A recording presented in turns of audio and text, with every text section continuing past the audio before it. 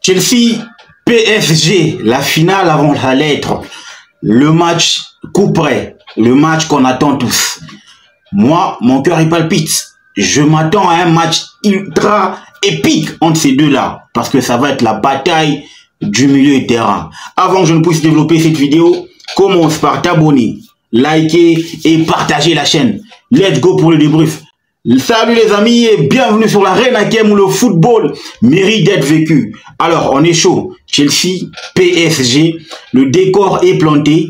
On a en tout cas tout mis en place pour que nous puissions fêter de la plus belle des manières cette finale de la Coupe du Monde de FIFA Club. Voilà, donc là on est prêt. 21h, heure de Lubumbashi, Kinshasa.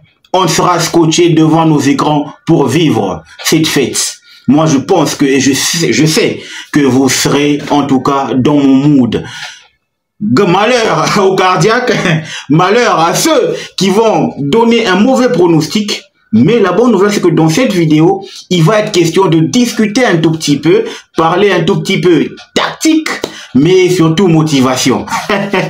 Les amis, PSG Chelsea, ça va pas être facile du tout. Parce que je m'attends à un match tellement serré de la part de Chelsea. Hier, j'ai vu, en tout cas, le groupe s'entraîner. Déjà, commençons par la rubrique info. La bonne nouvelle, c'est que Moïse Caicedo est apte à 100% pour, en tout cas, jouer cette finale de la Coupe du Monde des clubs FIFA. Et aussi, il s'est entraîné avec le groupe. Ça veut dire qu'il a participé à l'entraînement collectif, Sanchez y compris. Moi, je pense que la vedette de cet entraînement ou de cette séance d'entraînement, c'est Moïse Caicedo. Parce que on a en tout cas attendu, et nous, et Maresca, et en tout cas le groupe entier, ont attendu, n'est-ce pas, sa présence.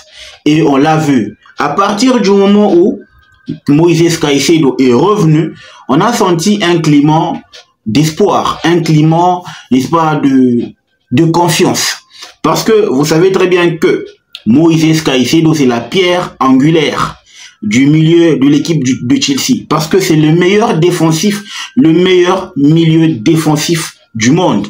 Il n'y a pas débat là-dessus. Aucun, en tout cas, ne lui arrive à la cheville parce que c'est le monstre de tous les monstres. Moi, il est en train de me rappeler, pour moi, c'est un mélange de N'Golo Kanté ainsi que Claude Makelele. Voilà, pour moi c'est ça. Il a une bonne vibe, il a un corps athlétique. Pour un autre joueur, il se fait une entorse de la cheville, il prend 4 jours. Mais le gars il revient après mercredi, vendredi déjà le gars il était en train de participer à l'entraînement individuel et là il repart dans la séance collective. Chapeau l'artiste. Moi, pour moi, je me suis imaginé une composition sans Moïse Caicedo. Ça aurait pu être âpre. Ça aurait pu être âpre. Parce que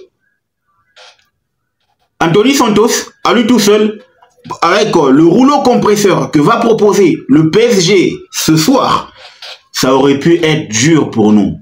Gloire à Dieu, Inch'Allah. Notre boss du milieu est là, Moïse Caicedo. C'est la nouvelle de la semaine. Et aussi, Robert Sanchez va participer au match. Il a aussi participé à l'entraînement collectif, n'est-ce pas, de cette d'hier. Voilà. Alors, la séance d'avant-match, c'est que on a d'abord planté le décor en termes marketing et visibilité. Cole Palmer ainsi que Ousmane Dembélé ont posé en tout cas avec le trophée sur le toit, je pense, à New York, parce que c'est le lieu où va se jouer la finale de la Coupe du Monde des clubs.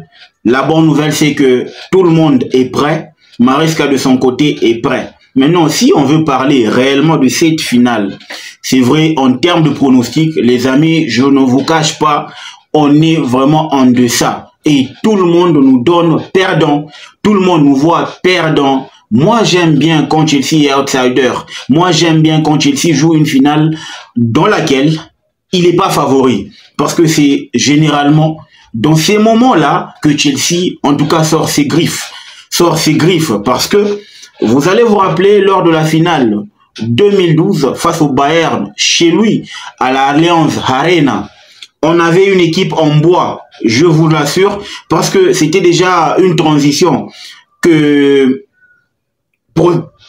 Maresca, non, que Di Matteo était en train de faire parce qu'il remplaçait son titulaire André Villas-Boas. Donc, Boas, voilà. Moi, je pense qu'en 2021, même scénario, avec Thomas Tuchel qui remplace Frank Lampard et qui réalise un parcours exceptionnel jusqu'à taper sur Manchester City en finale. Quand je compare, lors de ce parcours-là, Chelsea avait eu à affronter des gros cylindrés. On a éliminé l'Atlético en 8e, on a éliminé le Real en demi. Ça m'a donné quelque chose d'intéressant. On est en train de parler du parcours de Chelsea dans cette Coupe du Monde des clubs. Les amis, ça n'a rien à voir. Le parcours joue pas. Ce qui joue, c'est le football dans le rectangle vert. Et aussi, il faut signaler, Fluminense a éliminé l'Inter de Milan. Palmeiras a tapé Botafogo. Ça veut dire que d'un côté, on a tapé celui qui a tapé le PSG, on a tapé celui qui a tapé l'Inter, celui qui a tapé City. Celui qui a tapé l'Inter, voilà, et celui qui a tapé City. Donc, en gros, moi, je pense que il faut pas non plus minimiser les efforts, encore le parcours de Chelsea, parce que le ballon, il est rond.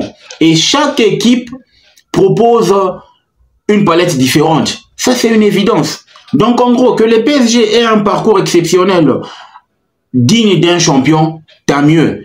Que Chelsea ait un parcours qu'on qualifie de chanceux, chancard, etc., tant pis.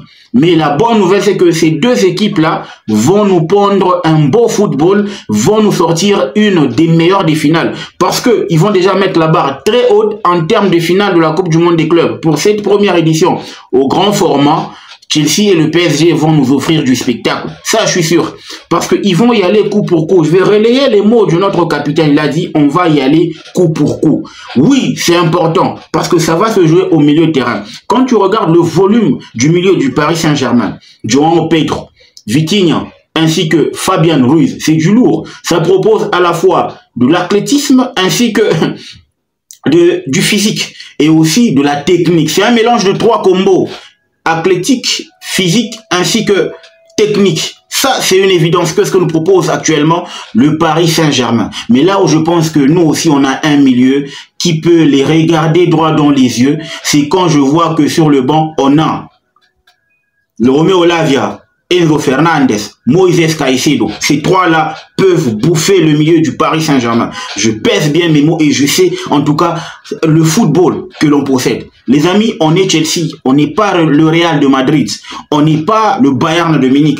Parce que le Bayern n'avait pas d'arguments. C'est vrai, ils ont dominé, mais nous, on a des arguments. La bonne nouvelle, c'est que dans ce match, Hakimi ne va pas faire son Hakimi. Pourquoi? João Pedro va jouer à gauche. Et c'est là qu'il va profiter des erreurs défensives de Achraf Hakimi. Ou des errements défensifs, voilà. Pour pas dire erreur. Parce que Hakimi, c'est un gars qui défend pas bien. Et quand tu as Pedro ainsi que Cucurella dans ton couloir, tu ne te permets pas de faire des montées comme tu l'as fait face au Real de Madrid. Parce que avec le Real, Kylian Mbappé ne défend pas. Ça, c'est une évidence. Du coup, il y a qui? Il y a que Franck Garcia. Ça donne les ailes à Achraf Hakimi de pouvoir, en tout cas, couvrir tout son couloir. Mais chose que Pedro Neto ne va pas permettre, surtout que Pedro Neto est tellement malin qu'il va profiter de toute opportunité, de chaque opportunité que va lui offrir Achraf Hakimi. De l'autre côté, on a Cole Palmer et Enzo Fernandez qui vont essayer de comprimer en tout cas le volume de Vitinha et Fabian Ruiz. Ces gens-là bossent et ils courent parce qu'en termes de kilomètres parcourus, ils ont réalisé des parcours exceptionnels. Ils ont couru en tout cas de manière exceptionnelle lors de cette Coupe du Monde des clubs. Je trouve simplement que on a tellement minimisé, on a tellement enterré cette équipe de Chelsea qu'on se rend pas compte que en termes d'arguments sur le terrain, en tout cas Chelsea a aussi des éléments clés capables de chambouler. de chambouler en tout cas le vestiaire du Paris Saint-Germain. On a Enzo Fernandez, champion du monde avec l'Argentine, titulaire qui plus est lors de la finale contre la France. On a Reece James, champion d'Europe avec Chelsea lors de la finale face à Manchester City en 2021. On a Trevoh Chalobah qui est champion. On a Pedro Neto, champion de la Ligue des Nations, titulaire face à l'Espagne. Cucurella, champion de l'Europe, titulaire avec l'Espagne. Déjà, le gars, vous voyez que la colonne vertébrale de l'équipe de Chelsea est composée que des gars qui ont connu le haut niveau, les grands chelems, le grand challenge. Les gars ont connu des finales. Chalobah a joué la finale de la Coupe du Monde des clubs, n'est-ce pas? Il est champion du monde avec Chelsea en 2021 face à Palmeiras. Donc moi je ne pense pas que on va être là dans la peau. C'est vrai, on va être là dans la peau de l'ours qui est déjà tué. Je ne pense pas ça. Je sais seulement que cette nuit, on va proposer un autre football au Paris Saint-Germain. Cette nuit, on va proposer une autre façon de jouer au Paris Saint-Germain.